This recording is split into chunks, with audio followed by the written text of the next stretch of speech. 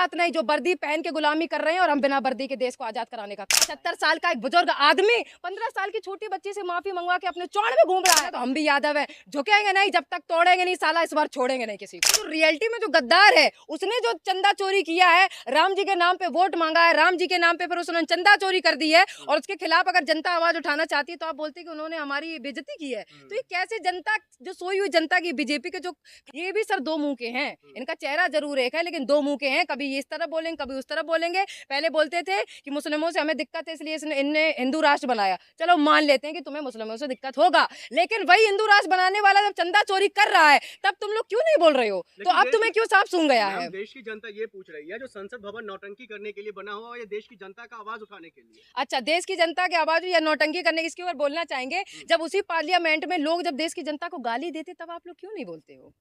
वो नौटंकी हो गया, जो चंदा चोरी को दिखाना चाहते हैं, लोगों तक अपनी बात रखना चाहते हैं, वो नौटंकी हो गई। लेकिन पार्लियामेंट में जब महिलाओं को गाली देते हैं इनके सांसद, जो रेपिस्ट बैठे महिलाओं का शोषण करते हैं, जनता को गाली देते हैं, गरीबों को गाली देते हैं, अत्याचार करते हैं, तब वो नौटंकी नहीं होते।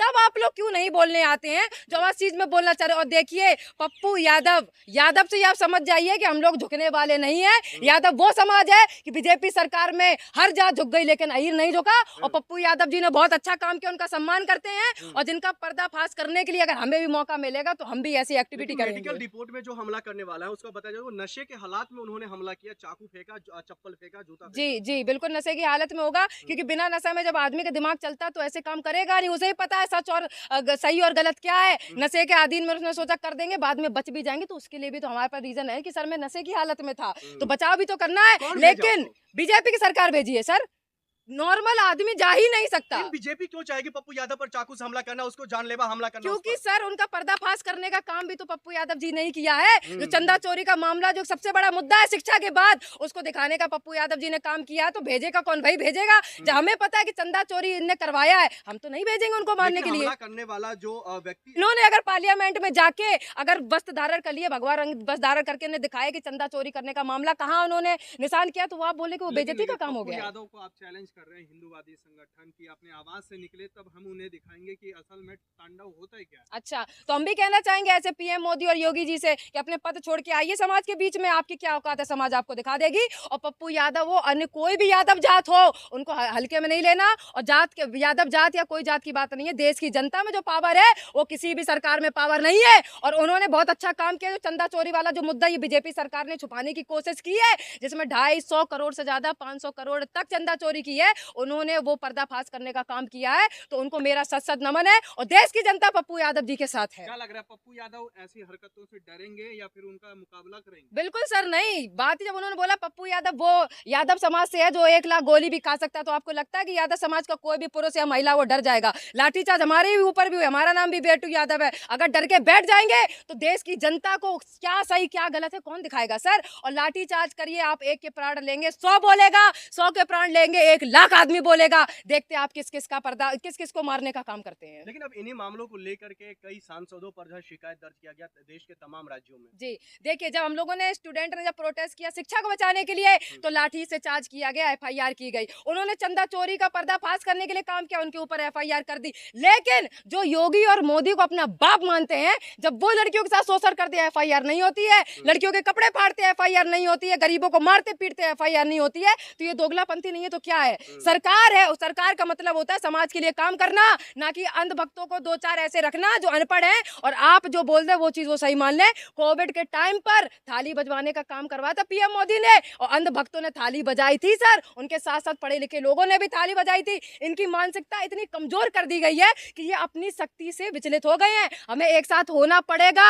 अगर आप राम भगवान को मानते हैं और राम भगवान को पूछते हैं तो चंदा चोरी के खिलाफ आवाज उठाना हमारा धर्म होना चाहिए, हमारा काम होना चाहिए। दूसरी तरफ अमित शाह का इस्तीफा लेने के पीछे पड़ चुके हैं राहुल गांधी जी। राहुल गांधी जी के साथ साथ अन्य जनता चाहती है गृह मंत्री का इस्तीफा। इसका कारण आपको पता है क्यों मांग रहे हैं? जब बच्चों ने प्रोटेस्ट किया था, लाठी चार्ज करवाई जिसमें कीलें गड़ी थी, आंसू गैस फेंके जो एक्सपायरी था, लड़कियों के शरीर रौंदने का काम दिल्ली पुलिस ने किया था, और बिहार राज्य आपने सुना होगा जहां AK-47 चलवाने का काम ये गृह मंत्री ने करवाया है। तो आपको क्या लगता है जनता इनको छोड़ देगी? ये तो जो खुद जो बे औलाद है, जो खुद अशिक्षित है, खूनी है, टेररिस्ट है, रेपिस्ट है, उन्हें सिर्फ वही धंधा आता है। लेकिन देश की जनता के अंदर भगत सिंह का खून है, आवाज जब तक वो खून हमारे अंदर रहेगा, अमर रहेगा, तब तक आवाज उठाएंगे। और जब तक गृह मंत्री का इस्तीफा नहीं हो जाता, देश की जनता अब चुप नहीं बैठेगी। लेकिन गृह मंत्री जी की तरफ से, अब भारतीय जनता पार्टी की तरफ से कहा जा रहा है कि ये लोग छात्रों की राजनीति पहले सड़क पर करते थे, अब संसद के अंदर में कर रहे हैं। तो क्या दिक्कत है सर? जब आप राजनीति छोड़कर बच्चों को गाली दे सकते हैं,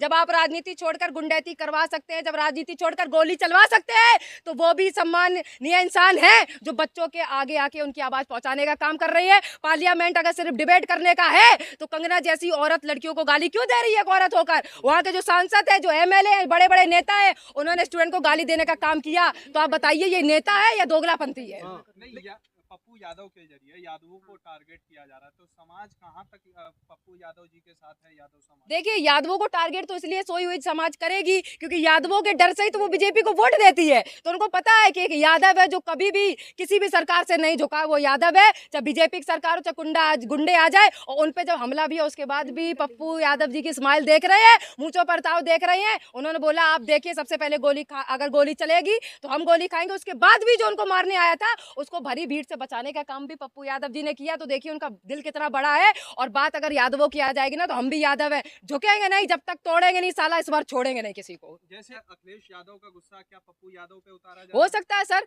क्योंकि अखिलेश यादव जी एक बहुत बड़े इंसान है, तो उनको पता है कि वहां तक लोग नहीं पहुंच पाओगे। तो उनके जो कार्यकर्ता है, जो एमपी हैं, जो एमएलए, जो बड़े बड़े नेता है, जो इस चंदा चोरी का पर्दाफाश करने के लिए आगे आ रहे हैं, तो हो सकता है उनको डराने का काम करे, उन्हें मारने का काम करे, तो सरकार बैठ जाएगी, युवा बैठ जाएगा। लेकिन नहीं सर, आजादी के लिए खून मांगा जाता है, तो आजादी के लिए खून देने का काम भी देश की जनता करेगी। लेकिन इन मामलों को लेकर के कहा यह जा रहा है, जो आप लोग लगातार हर एक मामलों को लेकर सिर्फ राजनीति करना चाहते हैं, आप लोग भला नहीं चाहते, चाहे वो देश के साधु संत हो, राम मंदिर का चोरी हो जाकर हो, या फिर स्टूडेंट का हो। बिल्कुल, तो ये जो सरकार है, आपको खुद पता, जो खुद अशिक्षित है उसे शिक्षा का महत्व पता होगा। जो खुद बेऔलाद है, तो उन औलादों का दर्द, उन माता पिता का दर्द समझ सकते हैं जिनके औलादों को उन्होंने गोली चलवाई, लाठीचार्ज किया, नीट जैसे पेपर को लीक करवाया, तो बच्चों ने आत्महत्या करने पे मजबूर हो गए। ये जब खुद इनके घर में माँ बहन नहीं है, तो ये बहनों का, माँ का दर्द क्या समझेंगे? पीएम मोदी कहते हैं, एक 15 साल की बच्ची से माफी दिलवा कर कहते हैं कि मेरी माँ को गाली दी गई थी। अरे थू है तुम पर। 75 साल का एक बुजुर्ग आदमी 15 साल की छोटी बच्ची से माफी मंगवा के अपने चौड़ में घूम रहा है।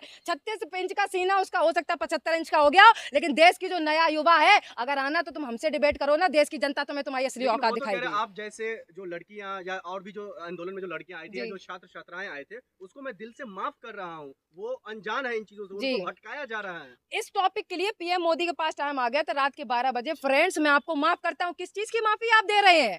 अगर माफी और अगर डिबेट आपको बोलना ही था, तो जब नीट का पेपर लीक हुआ था, तब आपके कहाँ ये बोल थे? जब बेटियों के साथ शोषण हो रहा था, तब कहाँ आपके ये बोल थे? जब आपके सांसद और पार्लियामेंट बैठ के हमको गालियां पड़ रही, तब आपके ये बोल कहाँ थे? जब गरीब भूखों से मर रहा था, तो और तुम 80,000 के मशरूम खा रहे थे, तब ये बोल कहाँ थे? तो ये दोगलापंथी दिखाने की जरूरत नहीं है। देश की जनता जानती है तुम कितने गद्दार हो, कितने अपना हो।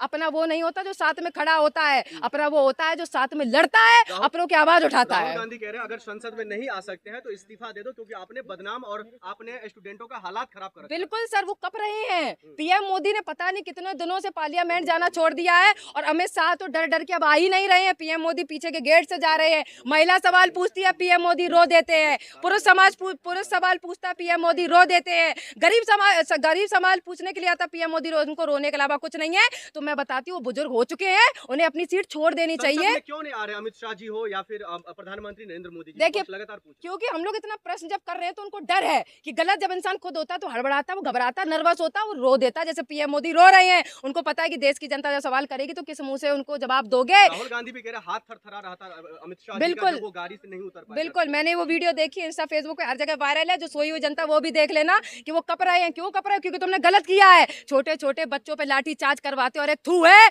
अगर तुम असल मर्द हो तो जनता के बीच में आके क्यों नहीं बात करते हो? और तुम पे पावर है तो तुम लाठी चार्ज करवाओगे? कोई बात नहीं, जो वर्दी पहन के गुलामी कर रहे हैं, और हम बिना वर्दी के देश को आजाद कराने का काम कराएं।